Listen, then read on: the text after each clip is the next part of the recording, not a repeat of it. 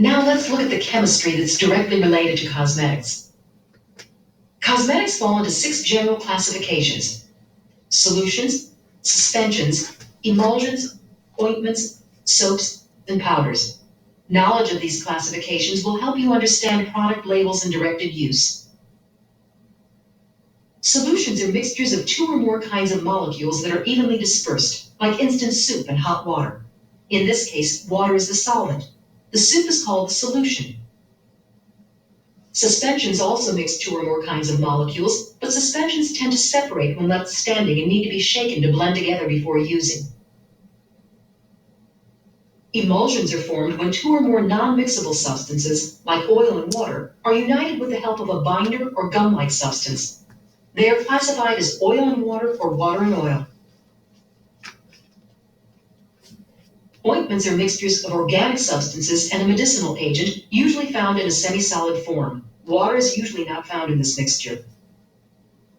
Soaps are mixtures of fats and oils converted to fatty acids by heat and then purified. Soaps in the cosmetology industry fall into categories of deodorant, beauty, medicated, and antibacterial liquid soaps. Powders are equal mixtures of inorganic and organic substances that do not dissolve in water. They are sifted and mixed until free of coarse, gritty particles. Let's look now at the chemistry of products and procedures for services in the salon. We'll start with shampooing. As a stylist, it's your most frequently performed service and one of the first impressions the client has of the salon and you. Shampooing should be done as often as necessary to remove all foreign matter, including dirt, sebum, which is the scalp's natural oil, styling products, and skin debris. Improper or irregular cleansing creates a breeding place for disease-causing bacteria.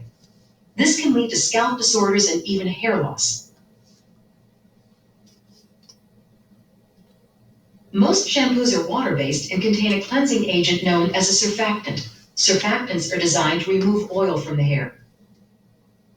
The surfactant molecule has 2 parts, a water-loving part, hydrophilic, and an oil-loving part, lipophilic. During shampooing, the water-loving part is attracted to water and the oil-loving part to oil on the hair.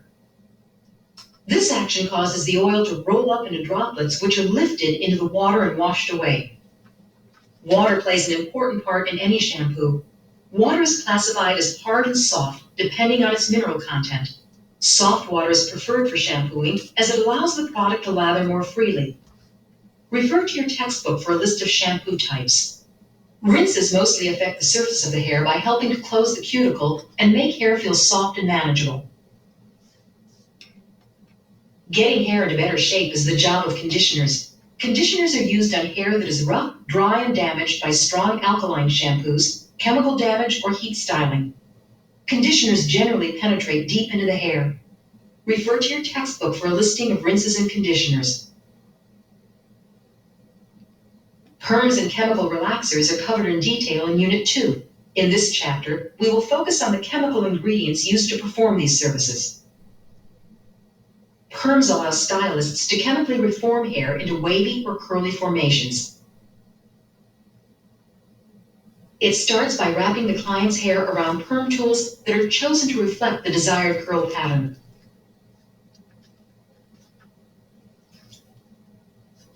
Next, a perm solution or waving lotion is applied.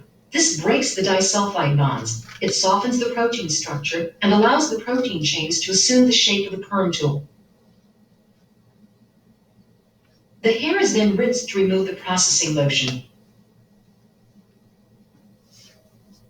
Finally, a neutralizer or rebonding lotion is applied and rinsed.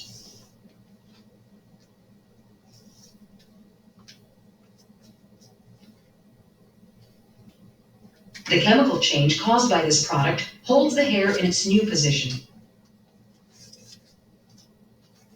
There are 2 main categories of perms: alkaline waves and acid waves.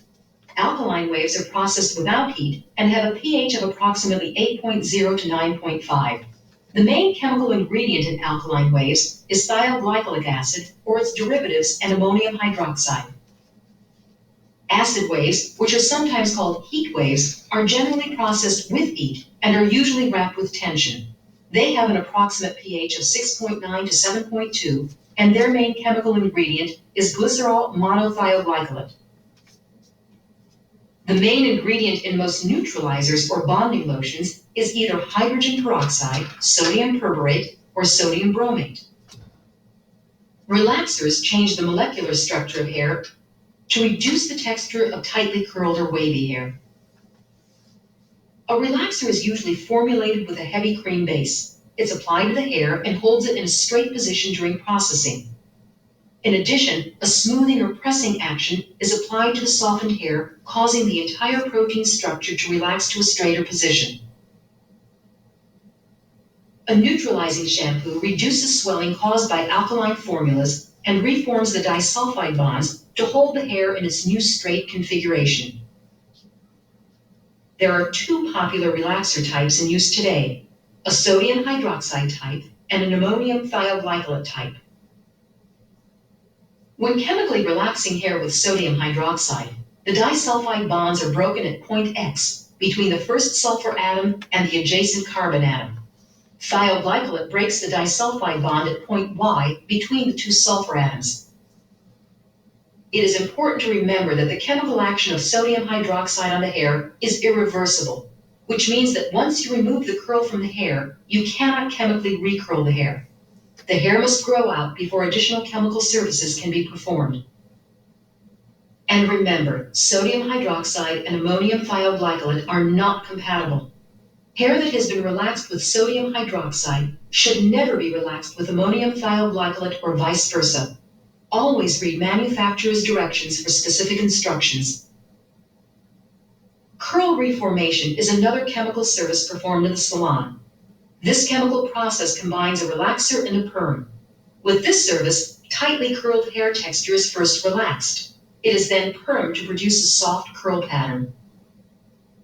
The hair is first relaxed with a thioglycolic product, which is smoothed and straightened with a comb or fingers. When the hair has achieved a straightened shape, the thioglycolic product is rinsed. A curl booster and perm rods are used to achieve the new curl formation. The hair is then rinsed again, and a neutralizing or bonding lotion is applied to reform or fix the curl into a lasting shape. This process demands extreme care, since the dual chemical services and the extended processing time can damage the hair. Again, always read and follow manufacturer's directions closely. Hair color products fall into these general categories: non-oxidative, oxidative, lighteners, developers, and vegetable, metallic, and compound dyes. Non-oxidative colors can be temporary or semi-permanent. Temporary colors are non-reactive, direct dyes that only coat the surface of the hair shaft. They last only until the next shampoo. Semi-permanent colors last through several shampoos. Semi-permanent colors are able to penetrate the cuticle layer of the hair versus coating the hair shaft as with temporary colors. Oxidants, often called developers, are products that have the ability to release oxygen, which is needed for a chemical change. Oxidative colors are mixed with an oxidant, such as hydrogen peroxide, which are available in several strengths. Long-lasting semi-permanent colors, sometimes called demi-permanent or oxidative without ammonia, are mixed with low-volume oxidizers to develop the color molecules and aid in the color depositing. These products do not lighten the hair since they do not contain ammonia. Permanent hair colors, sometimes called oxidative with ammonia, use an oxidation system that starts out with colorless molecules. When these molecules are combined with peroxide, a chemical reaction occurs, building colored molecules. These small molecules enter the hair shaft and penetrate the cortex, where they link together and become permanent. Permanent hair colors can lighten the hair's natural colors and deposit artificial color. Lightening is also called bleaching or decolorizing. Lighteners involve oxidation of the natural melanin in the hair. Lighteners or bleaches are made up of a combination of ingredients, including an alkaline substance such as ammonia. They must be mixed with the developer immediately before application to ensure the oxidation process will be at full strength, as the solution weakens quickly.